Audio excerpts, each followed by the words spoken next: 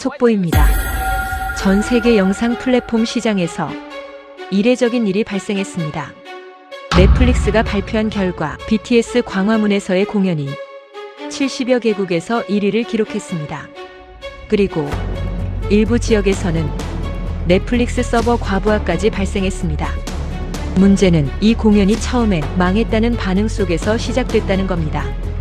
저도 처음엔 그렇게 생각했습니다. 망한 줄 알았어요. 광화문 사진을 보고 사람들이 그렇게 말하더라고요. 왜 이렇게 없냐? 이제 끝난 거 아니냐? 그런데 같은 시간 전 세계에서는 완전히 다른 일이 벌어지고 있었습니다.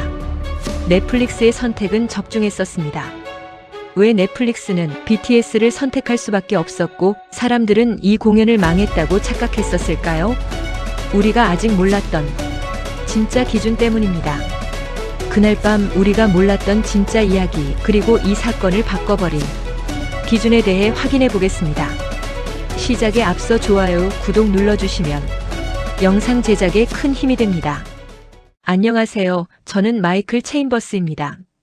올해 나이는 42살입니다.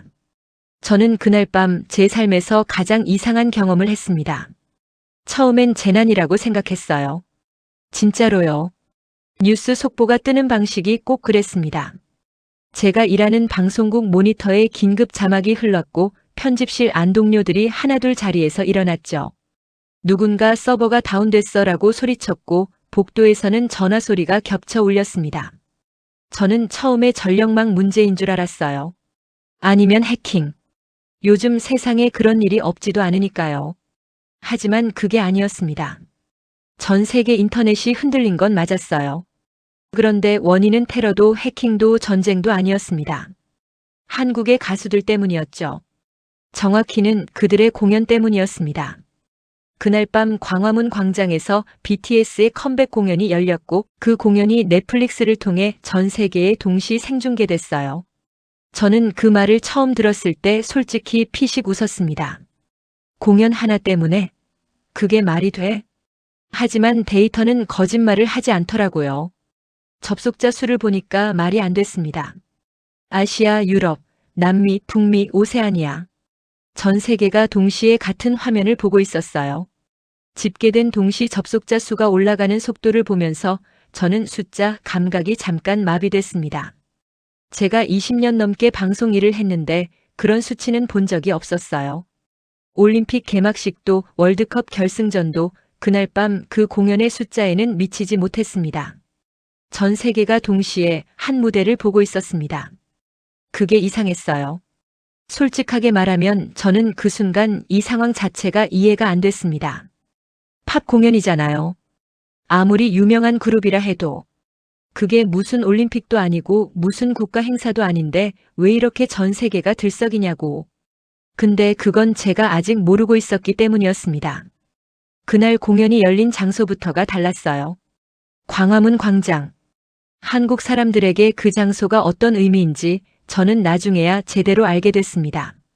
단순한 공원이나 이벤트 공간이 아니었어요. 역사적으로도 상징적으로도 깊은 의미를 가진 공간이었죠. 그곳에서 이 그룹이 컴백 무대를 열었다는 건 공연을 국가 행사 수준으로 기획했다는 의미였습니다. 무대 규모 자체가 달랐다고 해요. 나중에 저도 영상을 보면서 입이 벌어졌습니다. 광장 전체를 덮은 무대, 수십만 개의 조명, 드론 쇼까지. 그냥 가수 컴백 무대가 아니었어요.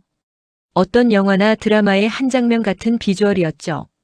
한국이 이 공연을 위해 얼마나 준비했는지가 화면을 통해서도 느껴졌습니다. 그리고 넷플릭스 얘기를 빼놓을 수 없었어요. 저는 미디어 업계에서 일하는 사람이라 넷플릭스가 어떤 회사인지 잘 알고 있었습니다. 콘텐츠 하나하나에 얼마나 까다로운 조건을 내거는지도요. 넷플릭스는 기본적으로 자기들의 방식대로 콘텐츠를 편집하고 유통하는 걸 원하는 회사거든요. 그런데 이번 공연에서는 달랐다는 얘기가 나왔습니다. 넷플릭스 측에서 BTS에게 먼저 제안을 했고 그 과정에서 여러 조건을 BTS 측 요구에 맞게 양보했다는 거였어요. 편집권, 방영 방식, 생중계 시간대까지. 보통 넷플릭스가 그렇게 하는 경우가 없다는 걸 업계에 있는 사람이라면 다 알았습니다. 그게 가능하게 된 건 BTS라는 이름의 무게 때문이었죠. 저는 그 대목에서 좀 멈칫했습니다. 왜 넷플릭스가 먼저였을까? 저는 그 질문을 한동안 붙들고 있었어요.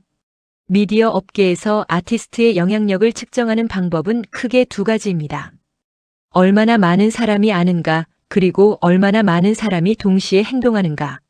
첫 번째는 인지도의 문제이고 두 번째는 진짜 영향력의 문제예요. 광고주든 플랫폼이든 투자자든 결국 원하는 건 두 번째입니다.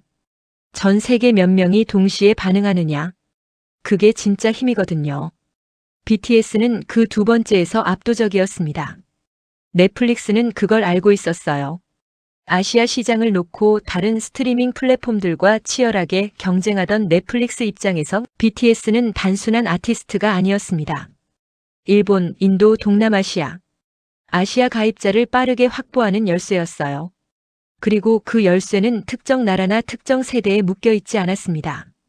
아시아, 유럽, 남미, 북미, 나이도 국경도 가리지 않는 전 세계 팬덤.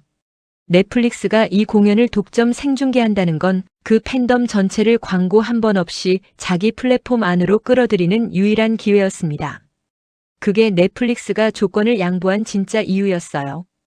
단순히 잘 나가는 아이돌 그룹이 아니라는 거잖아요. 세계 최대 스트리밍 플랫폼이 자신들의 규칙을 바꿔가면서 계약을 원하는 아티스트. 그건 다른 이야기였습니다. 그건 이미 하나의 문화 권력이었어요. 그날 밤 저는 제 편집실 모니터 앞에 앉아서 들어오는 데이터를 계속 들여다봤습니다. 각국에서 넷플릭스 접속이 폭주하면서 일부 지역에서는 완전히 스트리밍이 멈추는 사태까지 벌어졌어요.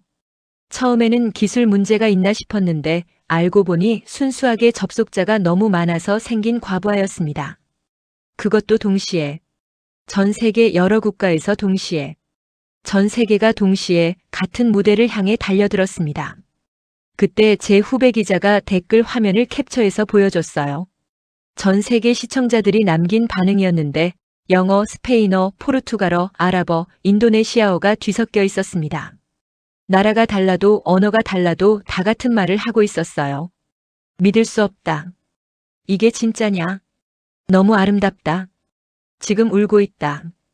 브라질에서 한 여성이 인터뷰 영상을 올렸는데 자막을 보니까 이런 말을 했더라고요.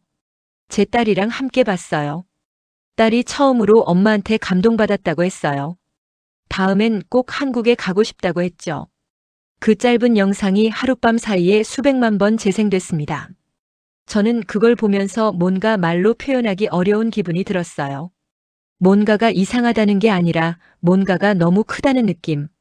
제가 이 공연을 단순히 음악 행사로 보고 있었는데 사람들에게는 그게 아니라는 게 느껴졌거든요.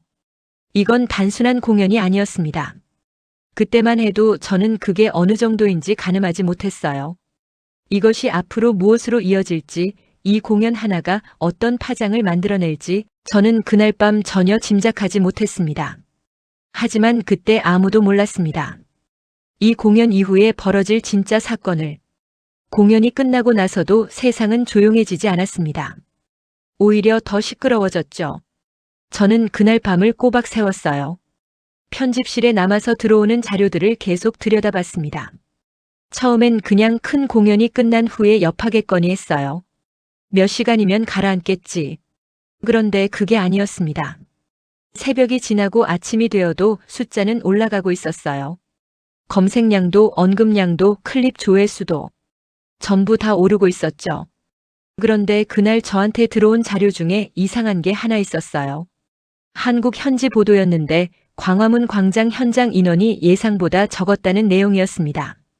공연 규모에 비해 현장은 한산해 보인다는 얘기도 있었어요. 일부에서는 흥행이 실패한 거 아니냐는 말도 나왔죠. 저는 그 기사를 읽으면서 잠깐 멈췄습니다. 이상했어요.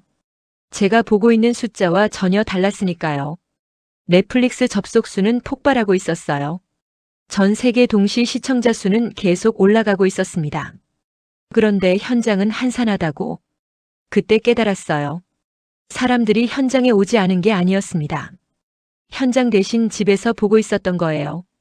전 세계 수억 명이 각자의 방에서 각자의 화면으로 같은 무대를 보고 있었습니다.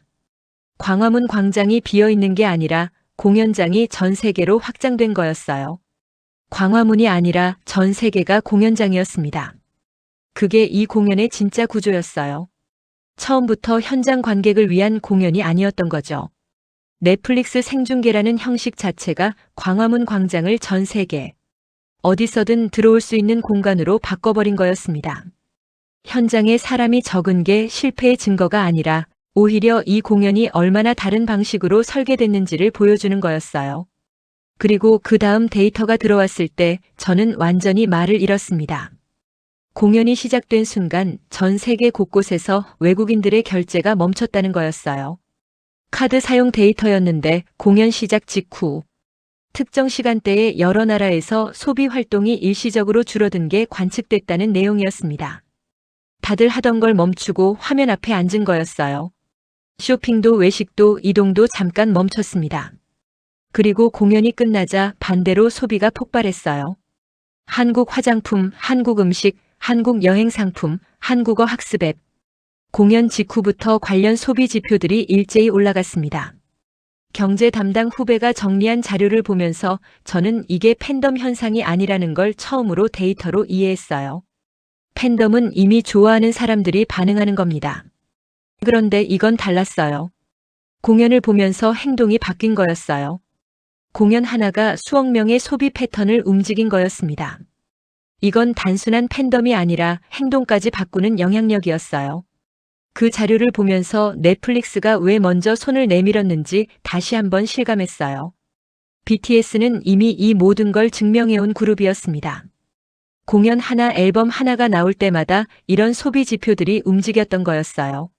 넷플릭스는 그 기록을 알고 있었던 거죠. 이번 공연을 생중계하면 무슨 일이 벌어질지를. 구독자가 폭발적으로 유입되고 플랫폼 자체의 가치가 올라가고 전 세계 언론이 넷플릭스를 언급하게 된다는 걸. 데이터가 그걸 이미 보여주고 있었으니까요. 그리고 광화문이라는 장소가 거기 더해졌습니다. 경복궁 앞 한국의 역사가 가장 두텁게 쌓인 그 자리. 그 공간을 배경으로 한 공연은 단순한 음악 콘텐츠가 아니었어요. 전 세계 시청자들이 화면을 보면서 자연스럽게 한국이라는 나라 자체를 경험하게 되는 구조였습니다. 역사가 있고 문화가 있고 그 위에서 음악이 울려 퍼지는 장면. 넷플릭스는 그걸 알고 있었어요. 단순히 공연을 파는 게 아니라 하나의 나라를 콘텐츠로 판다는 걸. 그 판단은 틀리지 않았습니다. 미국 쪽 상황이 이어서 들어왔어요. 출근 시간이랑 공연 시간이 딱 겹쳤는데 그날 미국 여러 도시에서 출근 시간대 교통량이 줄었다는 얘기가 나왔습니다. 직장에 연차를 낸 사람들도 있었고 재택 근무를 신청한 사람들도 있었고 그냥 아예 출근 안 한 사람들도 있었다고 했어요. 뉴욕 한 방송국에서 그걸 아침 뉴스로 다뤘습니다. BTS 공연 때문에 월요일 아침 출근율이 떨어졌다는 내용이었죠. 유럽은 밤을 새웠고 아시아는 인터넷망이 느려질 정도였습니다. 해외 언론들이 보도 방식을 바꾸기 시작했어요. 처음에는 연예 섹션에서 다뤘던 이야기들이 경제 섹션으로 넘어갔습니다. 어떤 매체는 문화 섹션, 어떤 매체는 국제 섹션에서 다뤘어요. 이 현상이 어디에 속하는지 언론도 판단을 못한 거죠. 그게 오히려 이 사태의 크기를 보여주는 것 같았습니다. 영국 한 남성이 올린 영상이 있었는데 원래 K-팝에 전혀 관심 없었다는 걸 서두에 말했어요. 근데 그날 아침 아내가 틀어놓은 화면을 잠깐 봤다가 자리를 못 떴다고 했습니다. 공연이 끝나고 아내한테 한국어 배우고 싶다고 했다는 얘기를 하면서 웃더라고요. 쑥스러운 듯이. 댓글만 수만 개였어요. 독일에서는 한 언론인이 짧은 글을 올렸습니다. 우리는 한국의 소프트 파워를 오랫동안 과소평가해왔다고. 이번이 그 평가를 수정해야 할 시점이라고. 전 세계의 시선이 한 방향을 향하고 있었어요. 서울로. 사무실 복도에서 국제부 팀장이랑 마주쳤습니다. 그분이 이런 말을 했어요. 마이클, 이거 당분간 계속 다뤄야 할 것 같아. 이게 쉽게 꺼질 불이 아니야. 저는 그때까지만 해도 그 말의 의미를 정확히 몰랐어요. 그날 저녁에 저는 처음으로 BTS 공연 클립을 끝까지 봤어요. 직업적인 호기심에서 시작한 거였는데 끝까지 보게 됐습니다. 뭔가가 있긴 했습니다. 제가 설명하기엔 아직 정확하지 않았지만, 하지만 이건 시작에 불과했습니다. 진짜 변화는 이제부터 시작되고 있었습니다. 처음에는 숫자가 이상하다고 생각했습니다. 공연이 끝나고 며칠이 지났는데도 제가 모니터링하는 데이터들이 떨어지질 않았어요. 보통 이런 이벤트가 끝나면 일주일 안에 검색량이 정상 수준으로 돌아옵니다. 그게 제가 이 일을 하면서 수없이 목격한 패턴이었어요. 그런데 이번엔 달랐습니다. 한국이라는 단어의 글로벌 검색량이 공연 전 대비 계속 높게 유지됐어요. 서울, 광화문, 경복궁, 한복. 이 단어들이 여러 나라에서 동시에 검색 상위권에 머물렀습니다. 특히 한복이라는 단어는 공연 이전까지만 해도 서양권에서 거의 검색되지 않던 단어였어요. 저는 처음에 그게 단순한 팬들의 관심이라고 봤습니다. 그런데 그게 아니었습니다. 넷플릭스 데이터가 따로 들어왔어요. 이 공연이 넷플릭스에서 77개국 이상에서 탑10 안에 들었다는 내용이었습니다. 그리고 그중 상당수 국가에서 1위를 기록했어요. 저는 그 숫자를 보면서 잠깐 화면을 다시 들여다봤습니다. 77개국 그게 무슨 의미인지 가늠하려고 했어요. 77개국에서 동시에 1위. 그건 그냥 인기가 아니었습니다. 단순히 팬이 많다는 얘기가 아니에요. 동시에 70개국에서 가장 많이 본 콘텐츠가 됐다는 건 이 공연이 전 세계 동시 이벤트의 규모로 작동했다는 뜻이었어요. 올림픽이나 월드컵처럼 전 세계 사람들이 같은 날 같은 것에 반응한 거였습니다. 그게 음악 공연에서 일어난 거였어요. 그리고 그 공연이 남긴 콘텐츠 힘도 따로 분석이 들어왔습니다. 해외 반응 데이터를 보면 비팬이 팬으로 전환된 비율이 이례적으로 높았어요. BTS를 원래 안 듣던 사람들이 공연을 보고 나서 팬이 됐다는 거였는데 그 이유가 흥미로웠습니다. 영화급 연출이었다는 반응이 가장 많았어요. 라이브 퍼포먼스가 압도적이었다는 말도 많았고요. 왜 레전드라고 불리는지 이 공연으로 이해했다는 사람들도 있었습니다. 그게 바로 비팬을 팬으로 바꾸는 힘이었어요. 기존 팬덤이 반응하는 건 예측 가능한 일입니다.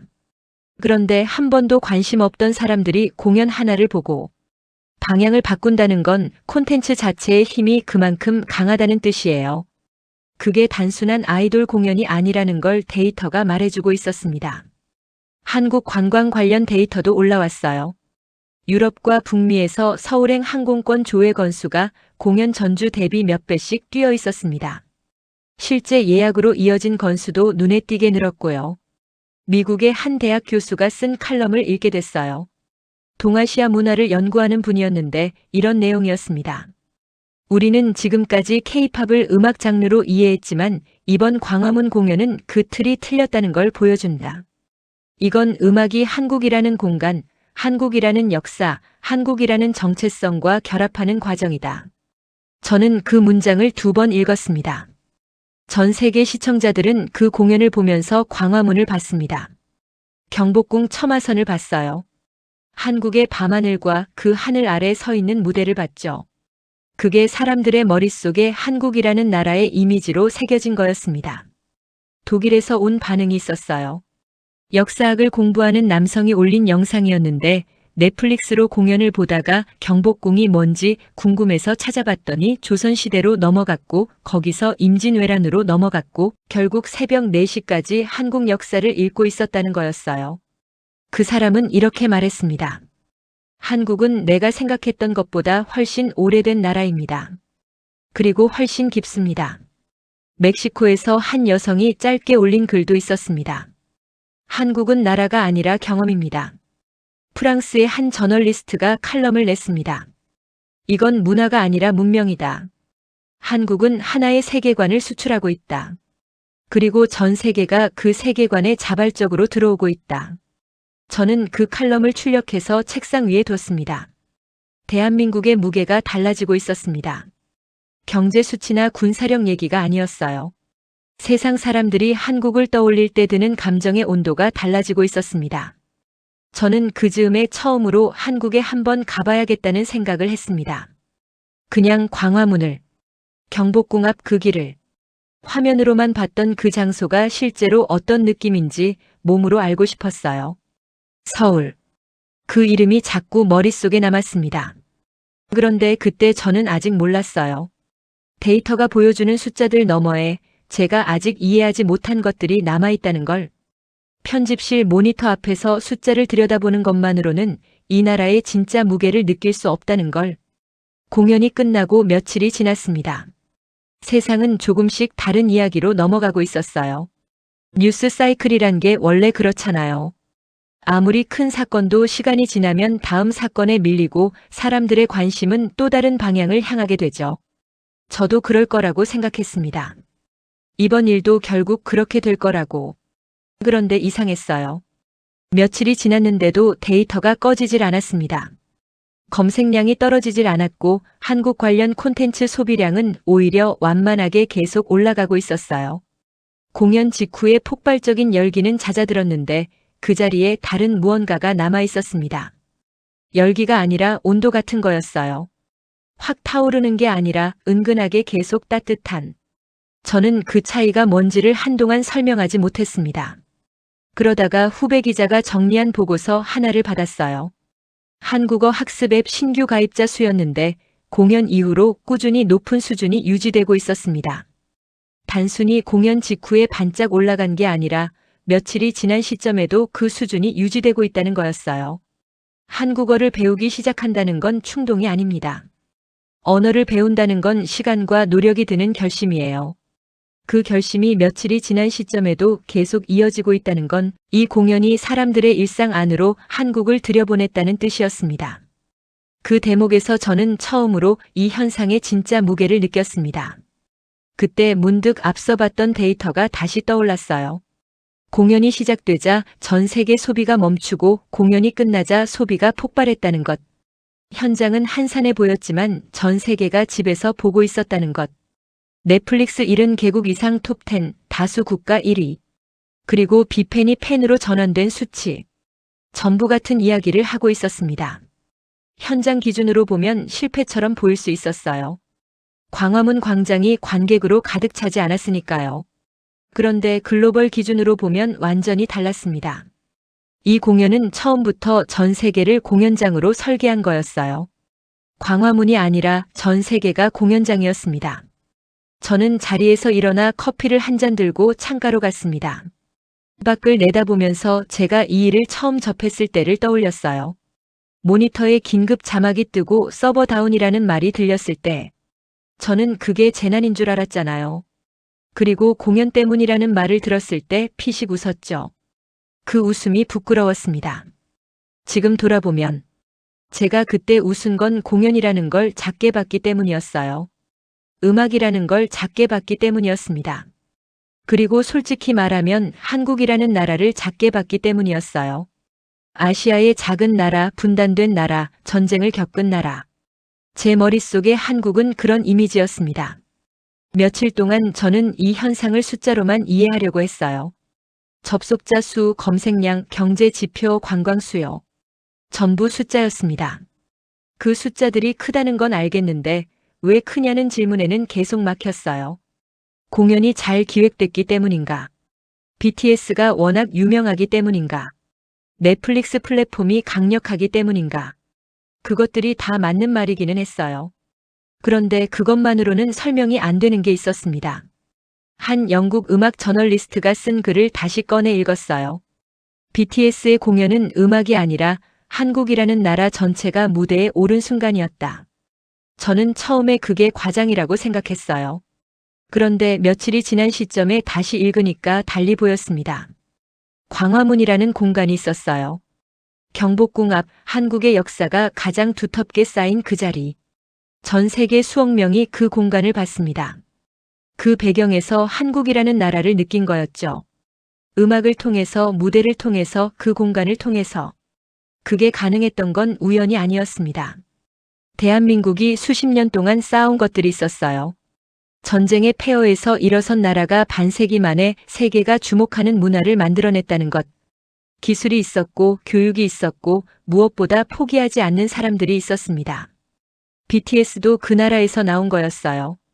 그 그룹이 대단한 게 아니라 그런 그룹을 만들어낸 나라가 대단한 거였습니다. 저는 그 생각이 드는 순간 며칠 동안 막혀있던 게 풀리는 느낌이 들었어요. 왜 숫자가 안 꺼지는지, 왜 며칠이 지나도 열기가 남아있는지, 왜 사람들이 언어를 배우기 시작하는지, 그게 전부 같은 이유에서였습니다. 이 현상이 공연 하나의 파장이 아니라 한 나라가 세상에 자신을 드러낸 사건이었기 때문이에요. 그날 저녁 저는 공연 전체를 처음부터 끝까지 다시 봤습니다. 며칠 동안 숫자와 데이터로만 이해하려 했던 그 공연을 이제는 그냥 한 사람으로서 보고 싶었어요. 광화문 광장이 화면을 가득 채웠습니다. 경복궁 첨화선이 밤하늘 위로 올라와 있었어요. 무대 위 조명이 그 공간을 가득 채우는 장면에서 저는 이상하게 숨이 짧아졌습니다. 저는 이 나라 사람이 아니고 이 음악의 팬도 아닌데 그냥 그랬습니다. 공연 마지막 장면에서 그들이 관객을 향해 돌아섰어요. 짧은 한국말이 자막으로 떴습니다. 우리는 여기 있습니다. 화려한 선언이 아니었고 긴 연설도 아니었습니다. 그냥 우리는 여기 있습니다. 그런데 그 짧은 말이 제 가슴 어딘가를 건드렸어요. 며칠 동안 숫자로만 보던 것들이 그 순간 감정으로 바뀐 것 같았어요. 사람들이 이 공연에서 본 건 음악이 아니었어요. 한 나라의 자존심이었습니다. 그 나라가 세상을 향해 우리는 여기 있다고 말하는 순간이었습니다. 그게 언어가 달라도 문화가 달라도 사람들의 가슴에 닿은 거였어요. 저는 자리에서 일어나 창밖을 봤습니다. 며칠 전에 피식 웃었던 제가 생각났어요. 지금 돌아보면 그때 제가 몰랐던 거였습니다. 이 현상의 크기를 몰랐던 게 아니라 이 나라의 크기를 몰랐던 거였어요. 수첩을 꺼내서 한 문장을 적었습니다. 처음에 피식 웃었던 사람이 며칠 만에 도달한 결론이었어요. 수억 건의 데이터가 말해준 것이었고 전 세계 사람들의 반응이 증명한 것이었습니다. 그리고 제가 이 일을 20년 넘게 하면서 처음으로 몸으로 느낀 것이었어요. 한국은 대단한 나라입니다. 그 문장을 쓰는데 며칠이 걸렸습니다. 하지만 그 며칠이 있었기 때문에 이 말이 그냥 하는 말이 아닐 수 있는 거였어요. 데이터가 있었고 사람들이 있었고 그 공연이 있었으니까. 그 모든 것들이 결국 이 한 문장으로 모였습니다. 광화문에서 경복궁을 배경으로 울려 퍼졌던 그 음악이 지금도 귀에 남아 있습니다. 그게 전부를 말해줬으니까요.